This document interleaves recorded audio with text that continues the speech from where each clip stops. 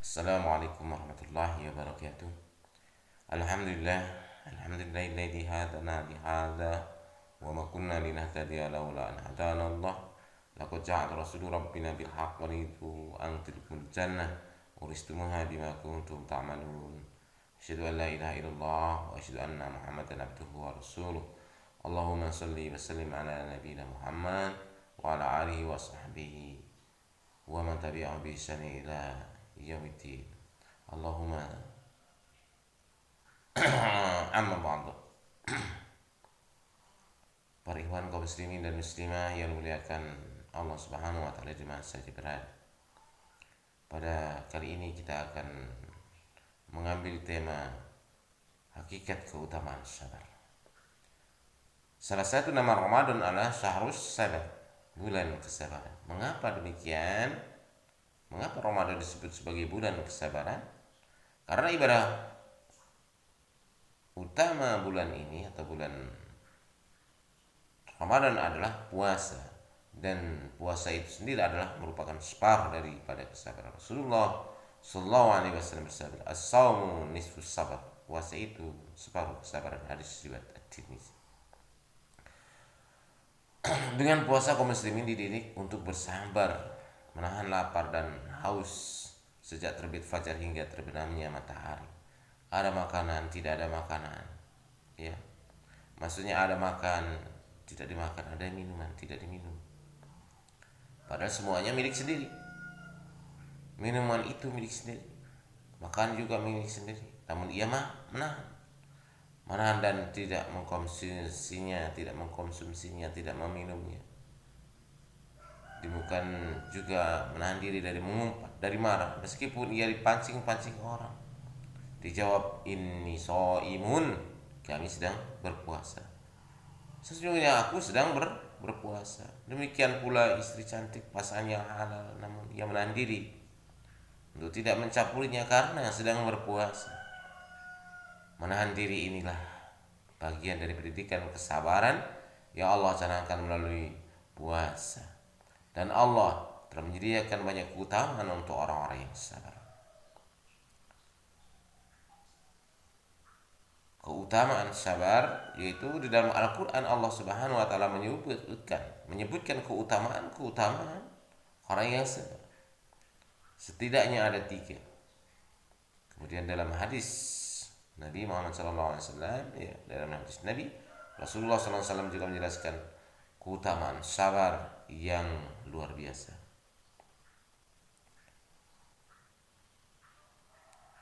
4 keutamaan sabar yang diterangkan dalam Al-Quran dan Sunnah Nabi Muhammad SAW. 1. Pahala tanpa batas.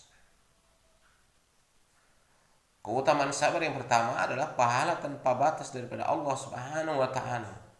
Sebagaimana firman Allah Subhanahu wa taala, "Innama yuwaffas sabiruna ajrahum bighairi hisab."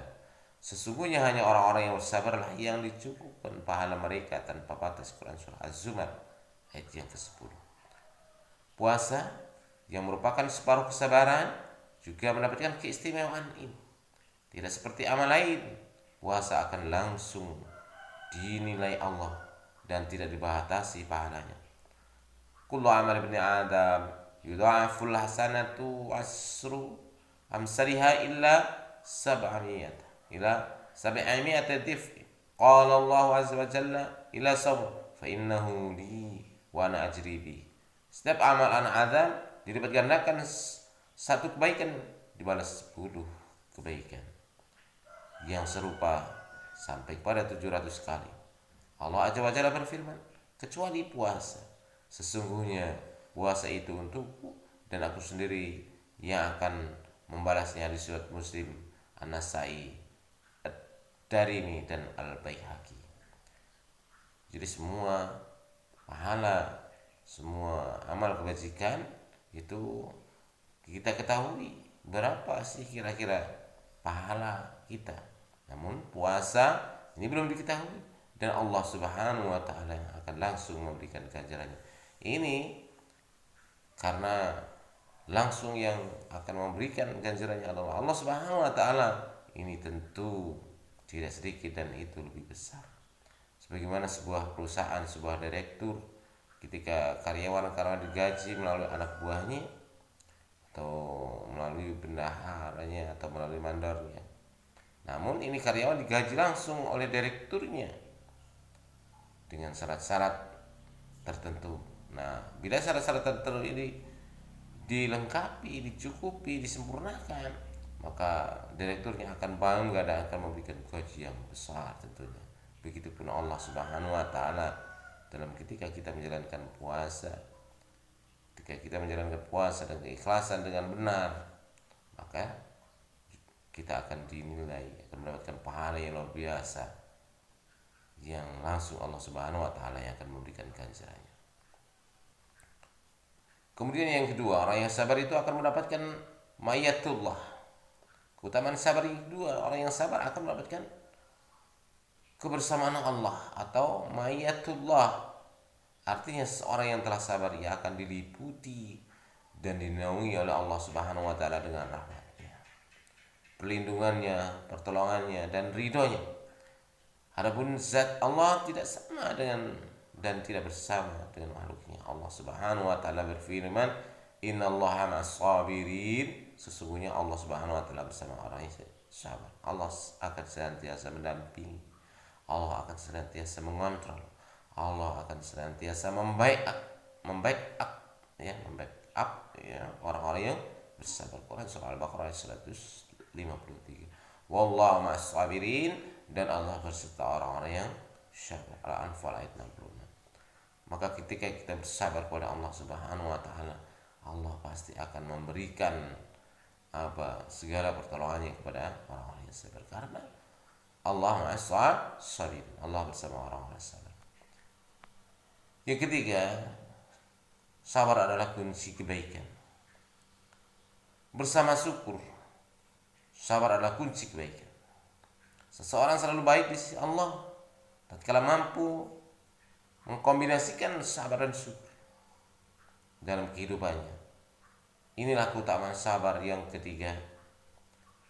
Ajaban la amril mu'minin in amarahu kulluhu khair falaysa dzaka la ahadi illa lil mu'minin in asabat susara sakara fa kana khairan lah wa in asabat sudarra sabar wa kana khairan lah. Sungguh menakjubkan perkara seorang mukmin, semua urusan baik baginya, dan itu tidak ditemukan kecuali pada diri seorang. Jadi semua perkara ada merupakan kebaikan bagi orang mukmin. Jika ia mendapat kelapangan, ia bersyukur. Dan jika ia ditimpa kesempitan atau baginya ada kesempitan, maka ia bersabar, dan itu baik bagi yang disebut muslim. Kemudian yang keempat, dicintai Allah Subhanahu wa taala. Keutamaan sabar berikutnya, orang yang sabar akan dicintai Allah Subhanahu wa taala, sebagaimana firman-Nya, wallahu yuhibbus sabirin, dan Allah mencintai orang-orang yang sabar. Quran surah Ali Imran 140. Kalau kita cintai Allah Subhanahu wa taala, tentu kita akan diperhatikan Allah Subhanahu wa taala dalam segala aspeknya. Bila seseorang dicintai oleh orang lain, maka ia akan diperhatikan dari segala aspeknya. Dan ini pun berlaku bagi kita sebagai hamba-hamba Allah Subhanahu wa taala. Dicintai Allah Subhanahu wa taala, maka kita akan diperhatikan oleh Allah Subhanahu wa taala segala aspeknya. Kita tentu tatkala kita kekurangan akan diberi, tatkala kita mengadu pada satu persoalan, pasti akan dipecahkan persoalan itu, karena Allah yuhibbu sabirin, wallahu yuhibbus sabirin. Quran surah Al-Imran ayat 140. Dan kalau seorang sudah cintai Allah Subhanahu wa taala, ia akan dilindungi olehnya, ia akan dikasih olehnya, ia akan dijaga oleh Allah Subhanahu wa taala. Allah Azza wa Jalla, jika ada yang memusuhinya, maka Allah Subhanahu wa taala yang akan membela.